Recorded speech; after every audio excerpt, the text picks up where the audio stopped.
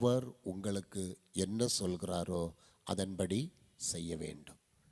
கானா ஒரு கல்யாண வீட்டில் இயேசுவின் தாய் வேலைக்காரரை பார்த்து சொன்னது அதுதான். அவர் உங்களுக்கு என்ன சொல்கிறாரோ அதன்படி செய்யுங்கள். ஆண்டவர் சொன்னதை கேட்டு கனவூர் மக்கள் செய்தார்கள். அங்கிருந்த குறைவு நிறைவானது, மகிழ்ச்சியானது என்று நாம் பார்க்கிறோம்.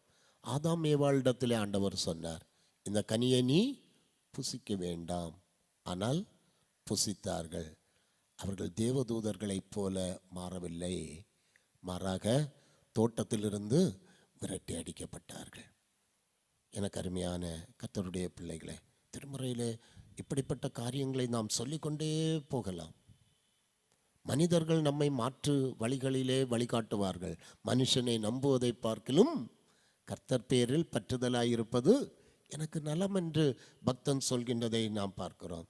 மோசையோடு கர்த்தர் சீன் வனாந்திரத்தில் சொன்னார், கண்மலையை பார்த்து நீ பேசு. இவன் என்ன செய்துட்டார்? அடிச்சிட்டார். நடந்தது என்ன? கானானிலே பிரவேசிக்க முடியவில்லை. ஊழியக்காரரானாலும் சரி, தீர்க்க தரிசனம் உரைக்கிறவரானாலும் சரி, அரசனானாலும் சரி, எந்த போர் வீரனானாலும் சரி, கர்த்தருடைய வார்த்தையின்படி வாழவில்லை என்றால் அது நமக்கு நன்மை பயக்காது என்பதை இந்த சம்பவங்கள் எல்லாம் நமக்கு கற்றுத்தருகிறது.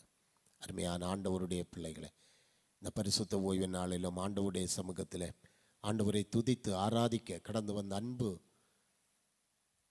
விசுவாச குடும்பங்களே, கர்த்தர் நமக்கு எதை சொல்கிறாரோ அதை செய்வோம். ஒரு பக்தி மார்க்கமான குடும்பங்களாக நாம் வளருவோம். ஆண்டவருக்கு கீழ்ப்படுகின்ற மக்களாக நாம் வாழ்வோம். ஆண்டவர் தருகின்ற ஆசீர்வாதங்களை அளவில்லாமல் நாம் பெற்றுக்கொள்வோம். நீங்கள் சுதந்திரித்து கொள்கின்ற தேசத்தில் என் வார்த்தைகளை கவனமாய் கேட்டு அதன்படி நடக்க நீங்கள் கவனமாயிருங்கள் என்று ஆண்டவர் சொன்னார். ஆண்டவருடைய வார்த்தையின்படி நாம் வாழ்கின்ற போதும் ஆண்டவர் சொல்கிறார், உனக்கு எல்லா ஆசீர்வாதமும் உண்டு. நீ போகையிலும் ஆசீர்வதிக்கப்படுவாய், வருகையிலும் ஆசீர்வதிக்கப்படுவாய். உன் பிள்ளைகள் ஆசீர்வதிக்கப்படுவார்கள், சன்னதிகள் ஆசீர்வதிக்கப்படும், மிருக ஜீவன்கள் ஆசீர்வதிக்கப்படும். நீ பட்டணத்திலும் ஆசீர்வதிக்கப்படுவாய், கிராமத்திலும் ஆசீர்வதிக்கப்படுவாய். எல்லா நன்மைகளும் ஆசீர்வாதங்களும் நமக்கு உண்டு.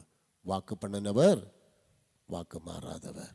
மனம் திரும்புவதற்கு கர்த்தர் மனுஷன் அல்ல என்று நாம் பார்க்கிறோம். ஏனென்றால் அவர் எதை சொன்னாரோ அதை நமக்கு வாழ்க்கையிலே தருவார்.